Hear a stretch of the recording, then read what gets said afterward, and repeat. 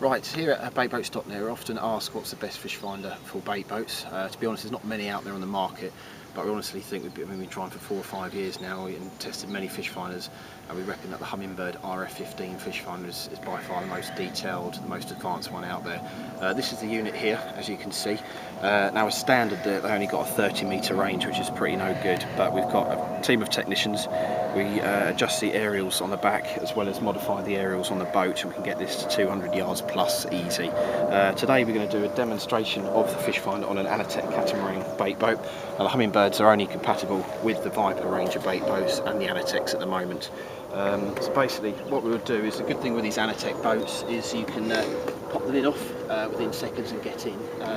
With the Viper boats you have a small battery lid at the front of the boat which you just lift out, put your hand in, and basically there's a small little black box with 2 AAA batteries in, which is this one here.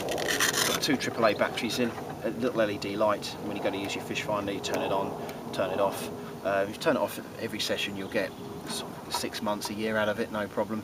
But if you accidentally left it on, all the batteries go, rather than replacing orange sonars, which are now almost £50 each. That you just replace 2 AAA batteries, which are peanuts. Always use Duracells because they will last you a lot longer.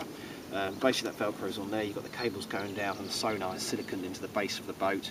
Again, we can put these on the Vipers because the recess is there, and on the Anatechs we can modify the boat with larger recess basically, so it can hold the orange sonar float.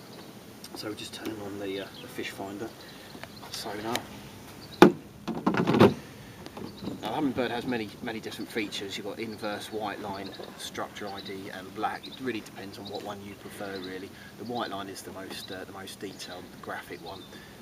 So what we do is, with every bait boat, always turn your hands on first on the boat. Now there's no tuning like there are with some fish finders, finding the right channel. All you literally do is turn on the sonar from that inside black box with the 2 AAA batteries in, and come along and turn on the fish finder. We also do a bracket underneath, so rather than keeping this on your bivvy or trying to hold on to it, basically that clamps onto a bank stick, any extendable bank stick that'll fit on there, and then away you go basically. Right, so you've got the various settings, you've got the light settings to go through. It's always worth having a quick look at the instructions first. As you come up to the setup function, which I just passed, setup, enter, you go through the contrast, the fish ID on. Now there's the different settings. You've got the inverse, white line, black, structure ID. We're going to keep it on the white line at the moment, which is we think the most detailed. You can change it between feet and meters, and you've got the water temperature there. The only thing that may not work may be the water temperature.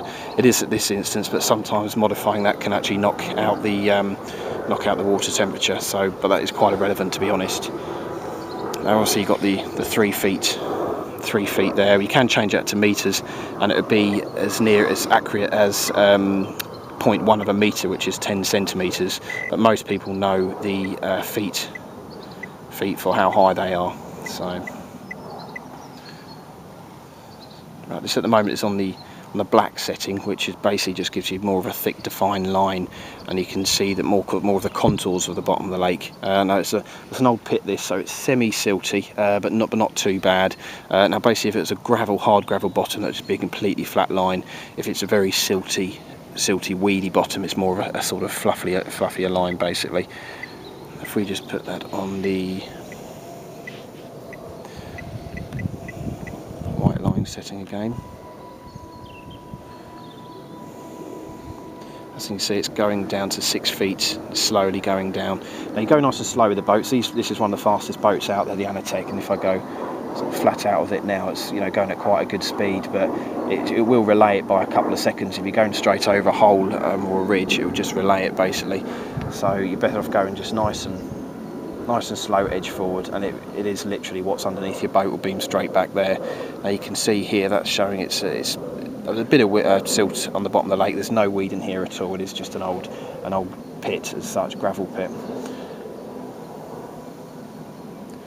So you're going down there to 10 feet, slightly deeper. If we just go through these other settings here, you've got the structure ID as well, which is pretty detailed. It would sound like the Structure ID is the most detailed one, but it's not. It's actually the white line. But it really is down to your own preference. It's worth having a good look through the instructions, doing a little bit of homework on it, and then finding out which one you ideally want. But they're all accurate to the nearest feet, as in depth. Now we've only gone out probably about 60-70 metres there, just to show you the fish finder. We could take this to the other side of this lake, no problem. It's about 120 yards, but like we said, we tested this to 200 metres and it just carried on going. So I mean, to be honest, over 200 metres, which is about 230, 240 plus yards, you really won't be fishing further than that, to be honest with you. Now the Anatech is the most advanced bait boat in Europe at the moment, probably in the world, to be honest. They are making a shocking presence here in the UK. If you look through our site, baitboats.net, and there you should come across another demo video we've done talking about the boat, how it operates, and all the functions and the features on the boats. Get a 2-year parts warranty with the boat, which is handy because all the electronics are from Graupner, which is really pricey stuff. To buy this, all the gubbins on, you wouldn't get much change of about £250, so 2-year warranty is pretty good. But you do know it'll last, you generally pay for what you get.